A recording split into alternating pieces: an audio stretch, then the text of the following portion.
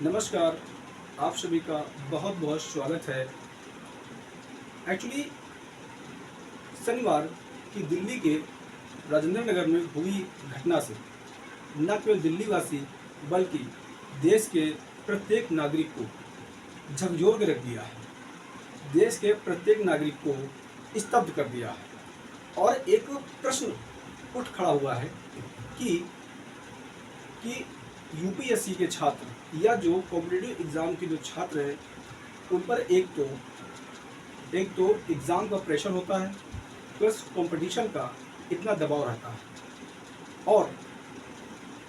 और पिछले एक हफ्ते से यूपीएससी के एस्पिरेंट को यानी कि कॉम्पिटिटिव एग्ज़ाम के स्टूडेंट को बहुत सारी समस्याओं का सामना करना पड़ा है।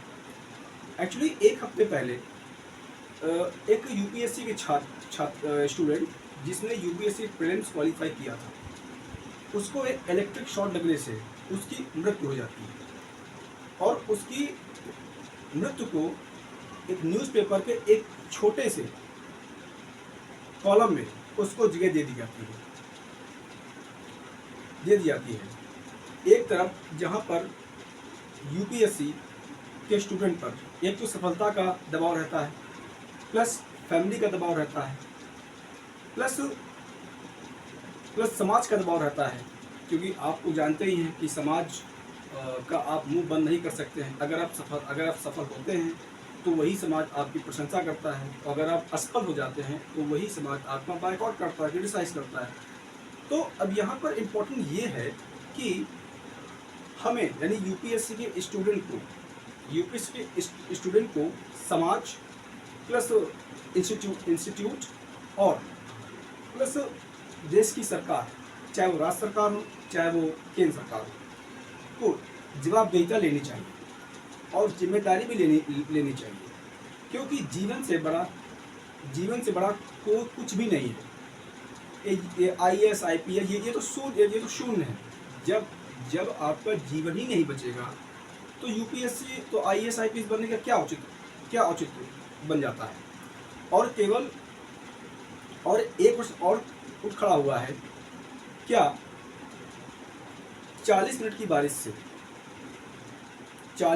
बारिश से सड़क पानी से भर गई। एक्चुअली मैं 2019 में दिल्ली के मुखर्जी नगर में आया था। उसी साल बहुत ज़्यादा मात्रा में बारिश हुई थी, तो सड़कों पर पानी भर जाता था। मतलब कि इतना पानी भर जाता था कि कभी कभी ये होता था कि ये दिल्ली है जबकि देश की राजधानी है।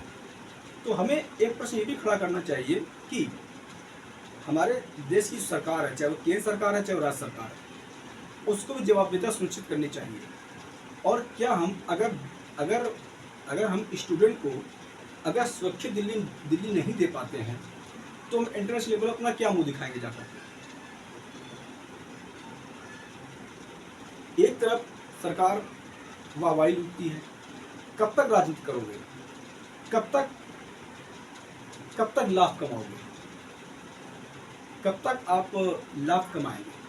आपको राजनीति और लाभ से उठकर सोचना चाहिए और सभी को अपनी जिम्मेदारी प्लस जवाबदेहिता सुनिश्चित करनी चाहिए।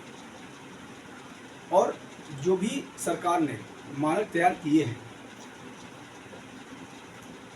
सारे इंस्टीट्यूट को उन मानकों को फॉलो करना चाहिए, क्योंकि सरकार जब भी कोई नियम बनाती है, जब भी कोई गाइडलाइंस जारी करती है, तो उसमें सुरक्षा का मुद्दा जुड़ा होता है। लेकिन हमारे देश में आप तो जानते हैं, भली भांति परिचित है कि हमारे देश के नियमों की धज्जियां उड़ाई जाती है। कानून बनता ही तोड़ने के लिए, ठीक है। और तो जितने भी इंस्टीट्यूट हैं, जितने भी क्या कहते हैं कि जितने भी वहाँ के रहने वाले लोग हैं प्लस समाज को जिम्मेदारी लेनी चाहिए।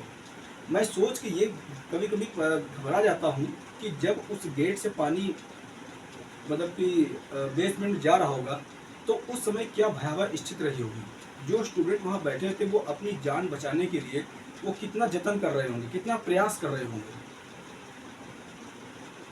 मुझे तो सोच के डर लगता है कि ऐसी भयावह स्थिति काश किसी के साथ ना हो, सपने में भी ना हो।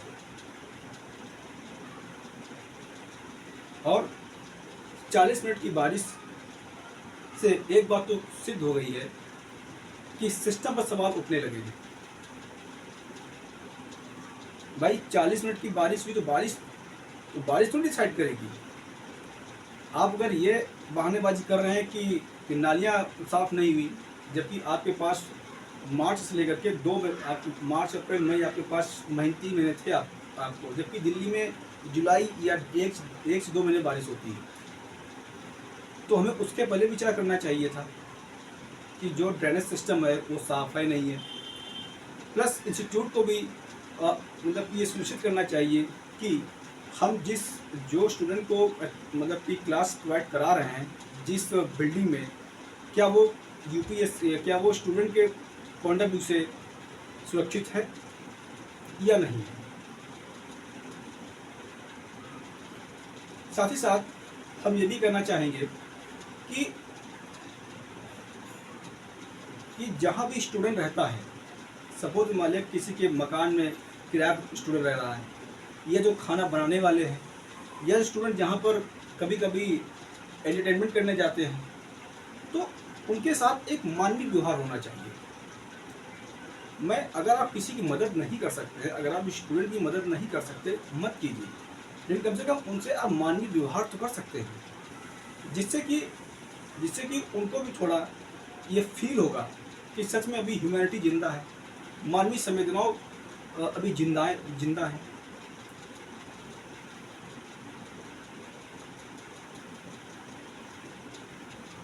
यूपीएससी के स्टूडेंट पर बहुत सारा प्रेशर होता है। एक तो इकोनॉमिकल प्रेशर होता है, दूसरा प्रेशर होता है आपका सफलता का प्रेशर होता है, तीसरा फैमिली का प्रेशर होता है, चौथा समाज का प्रेशर होता है। एक नागरिक के तौर पर, एक फैमिली के तौर पर, एक पेरेंट्स के तौर पर, एक सोसाइटी के तौर पर ये हमारी जवाबदेहिता बनती है, ये हमारी मॉरल रिस्पॉन्सिबिलिटी बनती है कि हम उनको एक बेहतर एटमॉस्फेयर प्रोवाइड कराएं, ताकि केवल दिल्ली में ही नहीं, आप कोटा में चेक कर सकते हैं, बहुत सारे स्टूडेंट कॉम्पिटिटिव एग्ज़ाम तैयारी करते हैं। आप लातूर देख सकते हैं, महाराष्ट्र के क्षेत्र में, वहाँ भी बहुत सारे स्टूडेंट कॉम्पिटिटिव एग्ज़ाम तैयारी करते हैं। आप साउथ में चले जाइए, हैदराबाद, वहाँ भी स्टूडेंट कॉम्पिटिटिव एग्ज़ाम की तैयारी करते हैं। यहाँ तक कि कानपुर, इलाहाबाद, लखनऊ, ये भी ऐसे प्लेसेस हैं जहाँ पर मोस्टली स्टूडेंट कॉम्पिटिटिव एग्ज़ाम की तैयारी करने आते हैं। तो ये केवल दिल्ली का विषय नहीं है, ये केवल दिल्ली से जुड़ा सुरक्षा का मुद्दा नहीं है, बल्कि जहाँ जहाँ भी स्टूडेंट इंडिया में रह रहा है, किसी भी शहर में रह रहा है, किसी भी जगह पर रह रहा है, वहाँ के इंस्टीट्यूट की और इंस्टीट्यूट के मैनेजमेंट की ये जिम्मेदारी बनती है, ये जवाबदेहिता बनती है कि हम उनकी सुरक्षा का पूरा ख्याल रखें।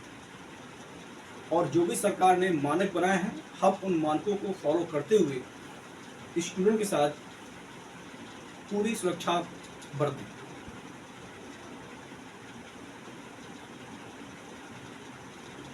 मेरी तरफ से जो भी छात्र इस दुखद भरी घटना में वीरगति को प्राप्त हुए हैं, हमारी पर्सनल उनके पेरेंट्स से संवेदना व्यक्त करता हूँ। यहाँ तक कि 2-3 लड़कों का हमारे पास फ़ोन आया और उन्होंने मुझसे कहा कि सर क्या मैं दिल्ली आ सकता हूँ। तो मैंने उनसे ये कहा कि दिल्ली आने का तो प्रश्न बात का है, दिल्ली आने का प्रश्न बात का है। पहले आप ये सोचें, क्या आपकी लाइफ सिक्योर है दिल्ली में, आप सुरक्षित है दिल्ली में? पहले अपनी सुरक्षा का मानदंड तैयार कीजिए, उसके बाद दिल्ली आप आ सकते हैं। और मेरा मानना यह है कि अगर इच्छा नहीं है दिल्ली आने की तो मत आइए, आप ऑनलाइन के थ्रू कोर्स करके आप तैयारी कर सकते हैं यूपीएससी की, या जो भी आप कॉम्पिटिशन तैयारी करना चाह रहे हैं कीजिए।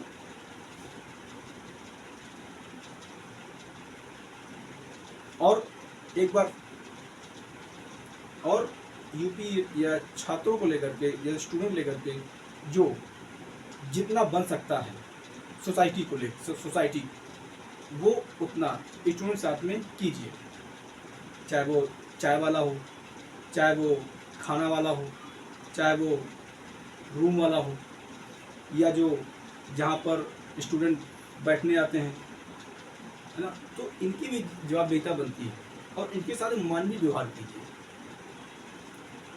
ठीक है, हम सुपर बनना चाहते हैं, हम इंसान तो बन नहीं पा रहे हैं, हम मानव तो बन नहीं पा रहे हैं और बनना चाह रहे हैं, सुपर बनना चाहते हैं कि हम सुपर हो गए। ऐसा नहीं होता है सर, पहले आप मानव तो बन के दिखाइए, पहले आप इंसान बन के दिखाइए, सुपर तो बाद में बन के आप दिखा पाएंगे। जब मानव नहीं बन पाए सुपर क्या बन पाएंगे। एक बार फिर से, जो भी छात्र इस दुखद भरी घटना में मृत्यु प्राप्त हुए हैं, हमारी पर्सनल उनके फैमिली से, उनके पेरेंट्स से संवेदना व्यक्त करता हूँ और कोशिश करता हूँ कि आने वाले टाइम में इस प्रकार की दुर्घटना ना हो।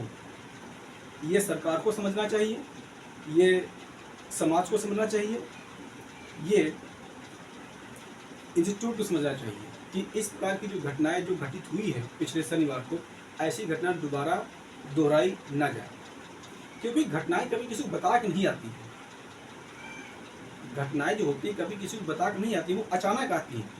बट उन घटनाओं से हमको जागरूक होने की ज़रूरत है, उन घटनाओं से हमको बचने की ज़रूरत है।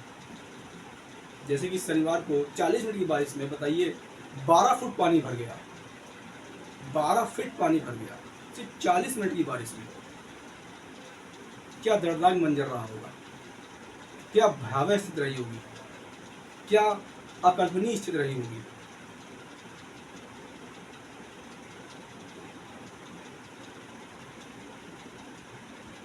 तो एक बार फिर जो दुखद परिवार हैं उनके साथ भावभीनी श्रद्धांजलि अर्पित करता हूँ और उनके पूरे परिवार से ये रिक्वेस्ट करता हूँ कि जब भी आप अपने बच्चे का दिल्ली में अगर एडमिशन कराने आते हैं तो सबसे पहले आप इंस्टीट्यूट को सिक्योरिटी पर्पस से चेक कीजिए। हालांकि दिल्ली एडमिनिस्ट्रेशन ने बहुत सारे इंस्टीट्यूट को मतलब कि इंस्टीट्यूट को बैन कर दिया है, ठीक है, लेकिन इससे कुछ नहीं होगा और उनको दंडित भी किया जाने की पूरी कोशिश है कि उनको दंडित किया जाएगा, लेकिन दंडित करने से कुछ नहीं होगा। हाँ ठीक है, आप समाज में मैसेज अच्छा दे सकते हैं कि इन्होंने ऐसा मतलब कि रूल्स को तोड़ा, हमने इनको दंडित किया, वो ठीक है, आपको मैसेज दिया, लेकिन हमें ऐसी घटनाओं से सीखना चाहिए और भविष्य में ऐसी घटनाएं ना हो इसको लेकर भी सतर्क रहना चाहिए, सतर्क होने की जरूरत है। तभी नागरिक, समाज, इंस्टीट्यूट और स्टूडेंट सुरक्षित रहेंगे। आपका बहुत बहुत धन्यवाद। जय हिंद, जय भारत।